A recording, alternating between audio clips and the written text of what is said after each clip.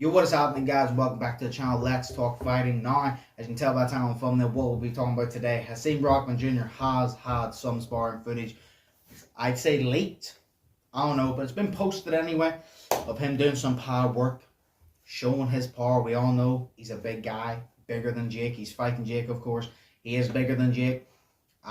We've already did a reaction to his last fight, and we saw, even with the jab, whenever he hits with the straight like jab, it is powerful.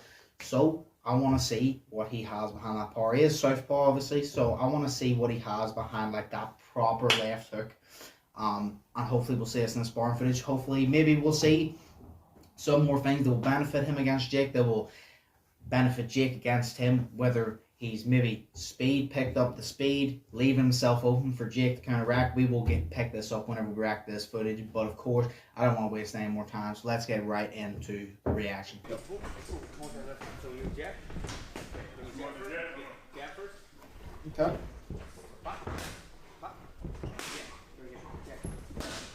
Okay, I like that. I like the way his coach is obviously coming towards him, making him back up, teaching him spacing. He'll understand spacing more than Jake because of experience, but he's basically saying to him, remember, hit a few times, don't stay there where Jake can hit you, don't be stationary, back up a little bit, keep moving. Oh, I like that. I like, okay. Yep. Yep, okay. Just gotta get out of the way, yeah. It's weird that he's in an orthodox standpoint though, whenever he is supposed to be southpaw, I believe. I know he switches, but I think he's mainly southpaw. Okay, I like that as well.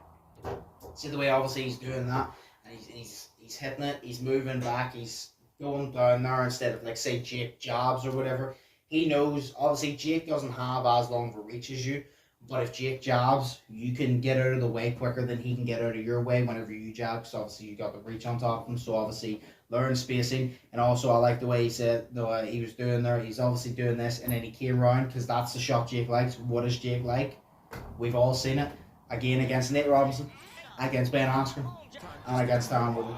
We've all seen Jake's favourite shot is a nice right hook right there. He knocked all three of them out. Well, Ben's was a little bit different, but he knocked all three of them out. He likes to set you up to hit with that right hand, and that's where the power is. That's where the money is for Jake Paul, and that's what Hasim, that's what Rahman Jr. needs. I keep mispronouncing names are. That's what Rahman Jr. needs to look out for. So he needs to know the spacing, and he needs to always be aware of this right hook. So whether duck or just jump back because he has the reach, he needs to. But he'll understand spacing more than Jake. So this is really just sharpening up his spacing, I'd say. Okay. Yep. I also like as well, not every bit of footage has to be a quick fucking highlight reel thing. They're not worrying about speed right now. I feel like they're worrying more about accuracy and spacing and learning the distance and when to hit and when to move. That's what they're learning about. They're like, you don't got to be fast a minute, we'll get the basics down and then we'll do that. Yeah. So obviously he's teaching him to use his jab. He said obviously pop that jab, move about a little bit, switch stances if you want, bang. That's the powerful shot.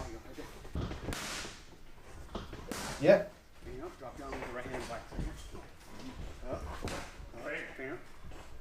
Yep.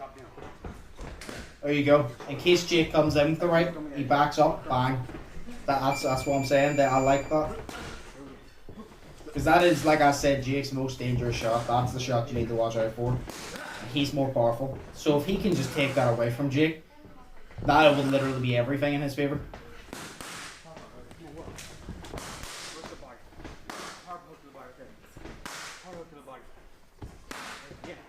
Yep.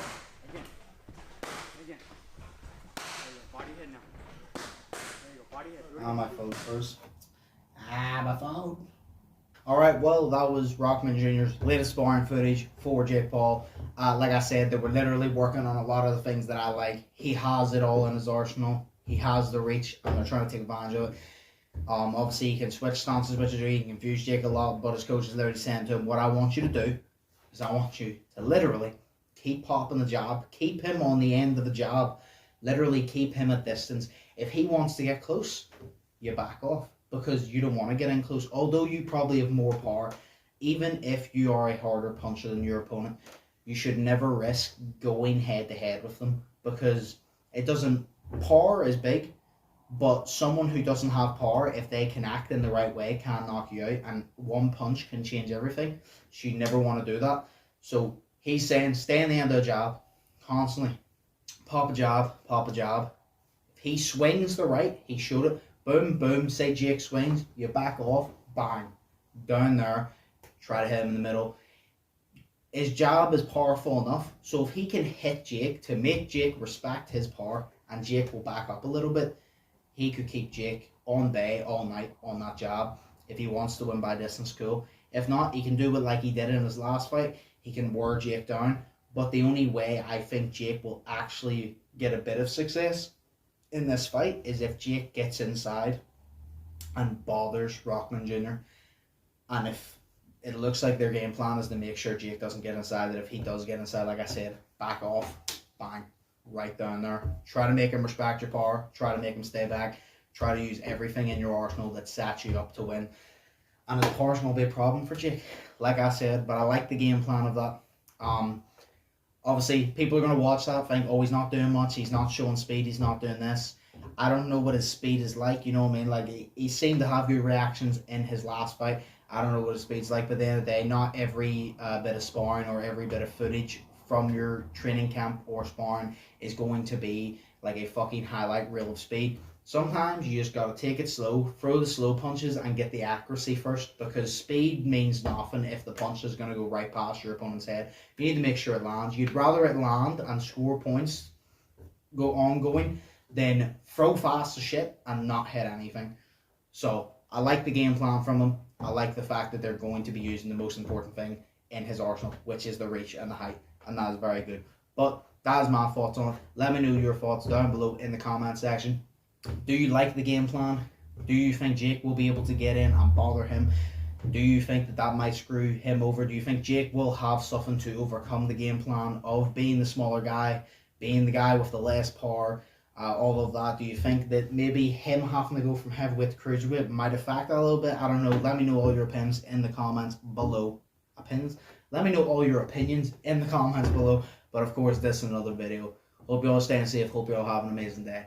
And I will see you in the next one. So, peace. Fearless.